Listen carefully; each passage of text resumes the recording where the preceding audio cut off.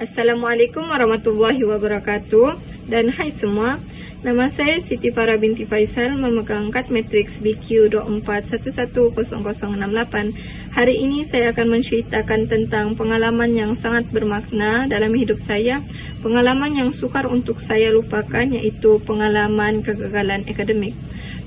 Walaupun mungkin ada sesetengah orang beranggapan kegagalan yang saya lalui ini mungkin tidak serius, tapi bagi saya kegagalan tersebut sangat serius kerana ia memberi impak yang sangat dalam kepada diri saya, kepada kehidupan saya. Sebelum saya menceritakan dengan lebih dalam, dengan lebih detail, saya ingin meraihkan rasa syukur kerana sehingga kini saya masih berpeluang untuk melanjutkan pelajaran. Walaupun perjalanan saya tidak mudah, kadang-kadang tidak mudah, perlahan, namun setiap langkah, saya yakin setiap langkah tersebut membawa saya lebih dekat kepada kejayaan. Saya pernah mengalami kegagalan akademik pada peringkat menengah. Pada ketika itu saya berusia 17 tahun dan saya menduduki Sijil Peperiksaan Malaysia, SPM, iaitu satu peperiksaan yang sangat penting dan ia dianggap sebagai penentu kehidupan, kejayaan. Namun pada ketika saya menduduki peperiksaan SPM, tahun tersebut bukanlah mudah, bukan macam tahun biasa yang sebelum-sebelumnya. Tahun saya menduduki tahun tersebut, dunia mengalami penularan COVID-19, jadi semua institusi, semua sekolah, semua bangunan diarahkan untuk tutup. Jadi institusi pendidikan beralih kepada pembelajaran secara dalam talian. Pada mulanya saya fikir pembelajaran secara talian ni mudah, sangat mudah. Sebab kita tidak perlu bersiap, kita tidak perlu berpakaian seragam, kita belajar di rumah saja, kita buat apa-apa semua di rumah. Jadi, namun saya silap. Sikap saya yang sambil lewat dan kurang kesedaran pada ketika itu membuatkan saya tidak mengambil sepenuh perhatian kepada pelajaran ketika itu. Jadi, saya sambil lewat dan saya tidak mempedulikan, saya menganggap remeh keadaan ketika itu. Jadi, pada akhirnya ketika menduduki peperiksaan SPM, saya di situ saya sedar bahawa saya tidak bersungguh-sungguh. Saya sambil leka sebab saya jujur, apa yang saya jawab di SPM tu, apa yang saya jawab, apa yang saya tidak dapat jawab, saya tidak jawab. Saya jujur, yang saya jawab tu sedikit saja yang saya tahu. Jadi apabila keputusan SPM diumumkan, di situ saya sedar, di situ saya sangat kecewa sebab saya yakin sangat yang saya dapat keputusan yang saya inginkan. Tapi salah saya harap tu keputusan yang saya inginkan tu tanpa usaha yang sehabis mungkin. Jadi di situ walaupun saya mendapat keputusan semua subjek lulus, tapi saya tidak dapat walau satu subjek pun A. Jadi di situ saya yakin yang saya dapat A, dan saya yakin yang saya dapat A itu saya dapat banggakan kedua ibu bapa saya. Tapi saya silap. Di situ saya sedihlah. Satu lagi keadaan yang membuat saya sedih ialah pada ketika itu pihak sekolah saya hanya meraihkan dan menjemput pelajar yang hanya mendapat A sahaja dalam SPM untuk menjemput mereka meraihkan SPM tersebut. Jadi di situ saya cemburu sama kawan-kawan saya yang dapat A kerana dorang meraihkan dengan penuh gembira dengan kedua ibu bapa mereka. Jadi di situ saya sedar bahawa saya kecewa sangat pada diri saya kerana saya tidak bersungguh-sungguh. Sudah limpas SPM, jadi cuti beberapa bulan. Di situ saya masih sedih. Saya masih memikirkan apa yang berlaku dalam kehidupan saya. Tapi dalam kesedihan tersebut, saya bertekad untuk bangkit semula. Saya tidak mau jadi orang yang gagal lagi. Jadi saya tidak mau hanya orang yang hanya duduk dan menyesali kegagalan tersebut.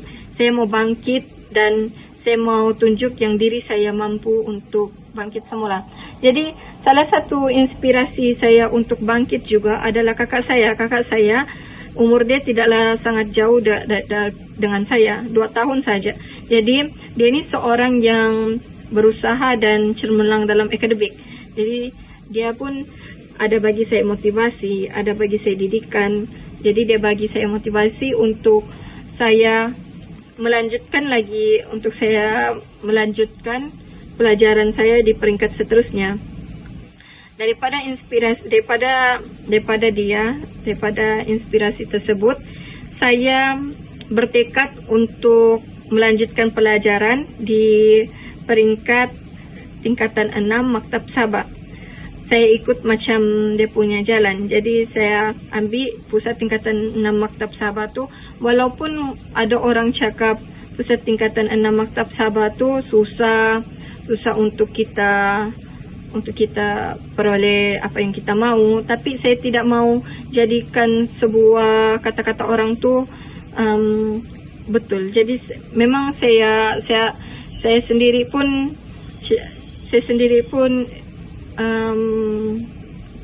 anggap yang Form 6 tu susah sebab dia ada 3 SEM selama setahun lebih, tapi saya tidak mau yang kegagalan yang saya alami dulu tu terjadi di Form 6 tu. Jadi pada ketika tu di peringkat tingkatan 6 Maktab Sabah, saya bertekad untuk bangkit. Saya mau belajar bersungguh-sungguh. Saya mendisiplinkan diri saya. Saya belajar, saya tidak mau leka.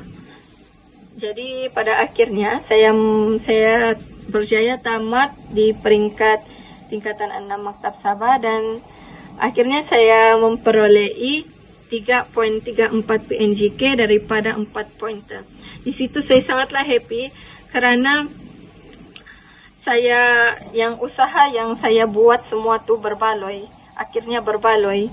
Di situ saya dapat membanggakan kedua ibu bapa saya dengan keputusan yang saya perolehi. Itu bukan sekadar grade, 3.34 itu bukan sekadar grade. Ia sebagai bukti yang saya mampu untuk bangkit daripada kegagalan yang saya pernah alami. Jadi saya sangat bangga pada diri saya ketika itu.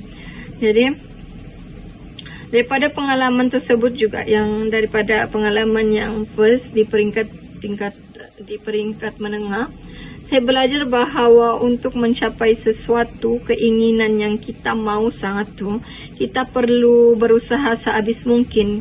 Walaupun perjalanan kita perit, kita menangis, ada sesuatu yang terjadi, tapi kita perlu yakin, kita perlu percaya yang akan ada sesuatu yang indah apabila kita berusaha sehabis mungkin. Dan kedua, melalui pengalaman tersebut juga, saya belajar bahawa kegagalan bukanlah pengakhiran hidup kita. Kegagalan tersebut adalah satu proses untuk kita bangkit semula. Jadi kita tidak akan mengerti kejayaan yang sebenar tanpa kita mengalami proses kegagalan. Jadi bila kita sudah dapat apa yang kita mahu selepas kita berusaha, perasaan tu boleh digambarkan dengan apa yang kita dapat sudah.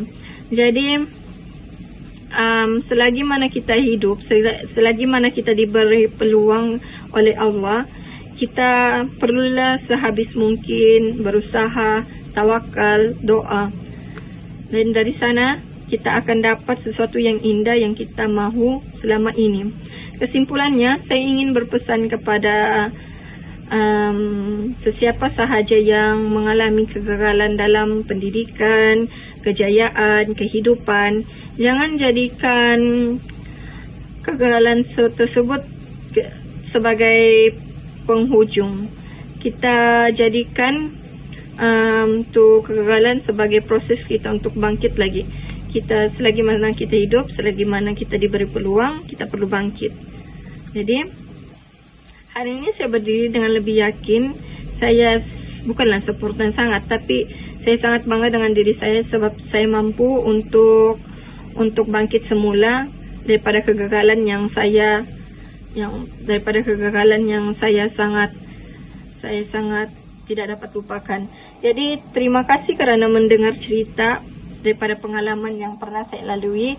Saya harap cerita ni memberi pengajaran kepada sesiapa sahaja yang mendengar, memberi kekuatan bagi sesiapa yang mendengar dan menjadi satu bentuk inspirasi untuk mereka bangkit. Saya minta maaf sekiranya ada terkasar bahasakah ataupun apa-apa. Itu sahaja dari saya. Terima kasih. Bye.